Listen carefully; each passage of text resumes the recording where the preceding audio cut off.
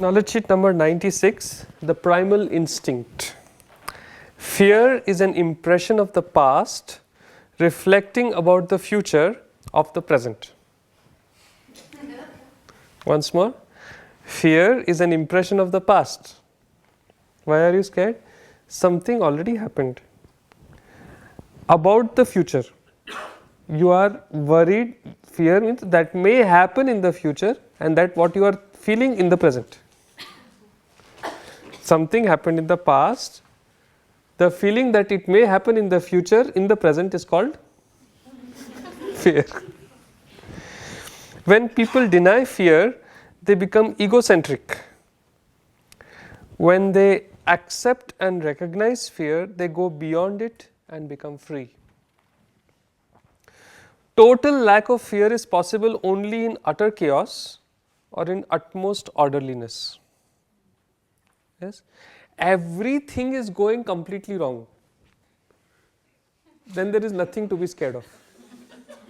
Everything that can possibly go wrong has already gone wrong, now nothing else can happen. Right? So you become very fearless. Okay, now what can happen? Nothing can happen. Or you can be fearless in utter orderliness. When you know for sure that something is going to happen at certain time and then something else is going to happen at certain other time and so on, then you can be fearless. There is a story of Indian minister for railway who had gone to Switzerland, and there is a factory over there which relies on a train which comes every day at a particular time. There is no water there, so the train brings the water. Yes. So after touring the plant, he asked the manager, what if the train is late or it doesn't come? So the manager says, what do you mean by that?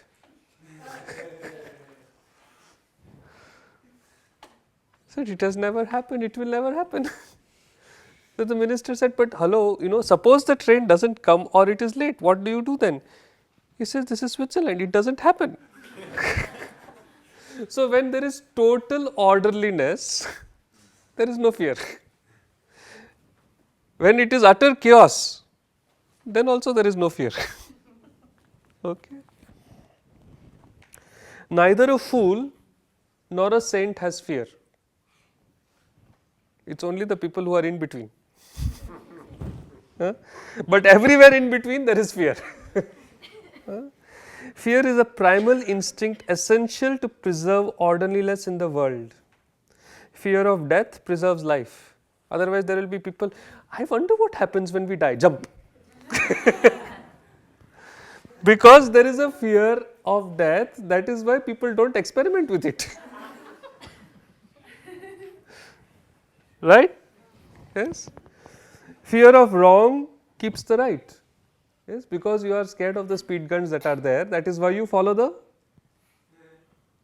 speed limits. When you know that there is no speed gun, who cares what's written there?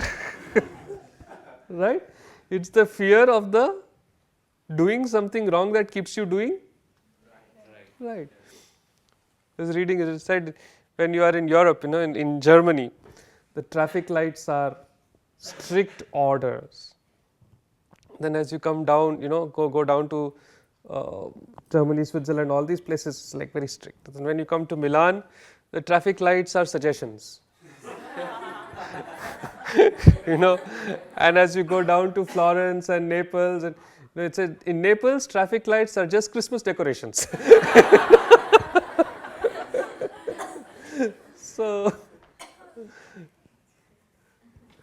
So fear of wrong keeps the right. Fear of sickness brings hygiene. When you are scared, I might get some germs, I might get this, I might that. That's why you stay clean, right? Fear of misery keeps you righteous. You know that when you do something wrong, it makes you miserable. Right? That is why you do things right. That is why people don't shoplift. That is why people don't steal. That is why people don't do all the things that they want to do to their boss/mother-in-law. Right? A pinch of fear is necessary to keep things moving smoothly. A child has a pinch of fear, so it is careful and alert while walking. Right? Fear is love standing upside down. Guruji says this very often. Fear is just love standing upside down. Can I have a shawl or something? So when the Buddha was asked what is the difference between love and fear, he said, this is love. And then he took it. This is a big shawl. And he tied it in a knot. Yeah. I'm sure he had a better shawl to work with. Like that. And he said, this is fear. Is there really a difference? It's just the same thing, right? So when you do your sadhana, when you do your satsang, when you do your seva, then this. You sit on a few advanced courses. Yes?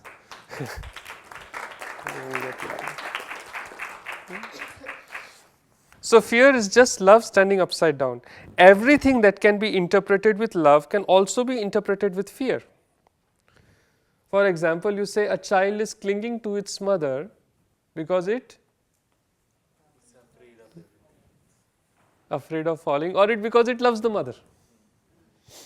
Isn't it? Anything that you can interpret saying that this is love can also be interpreted saying that it is fear, because it is basically the same thing. Yes?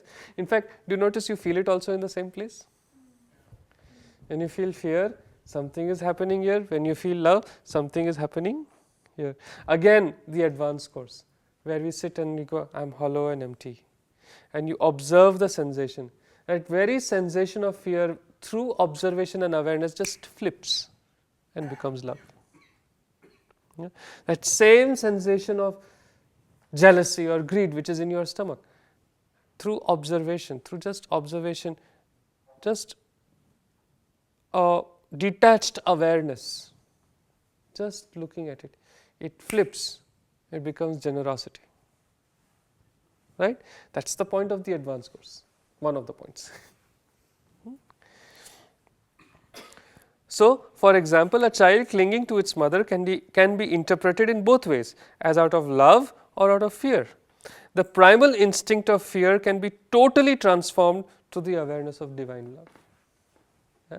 When you know that there is some boss sitting up there,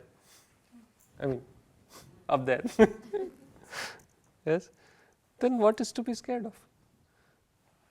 And the guy who created this whole business called life and universe, he is on your side.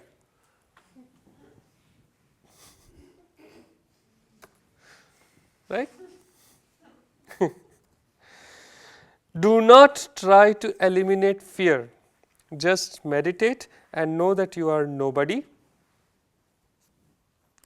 or that you belong to someone very special.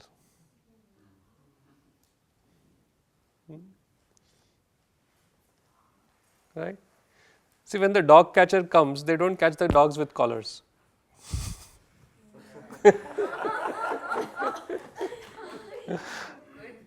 Right?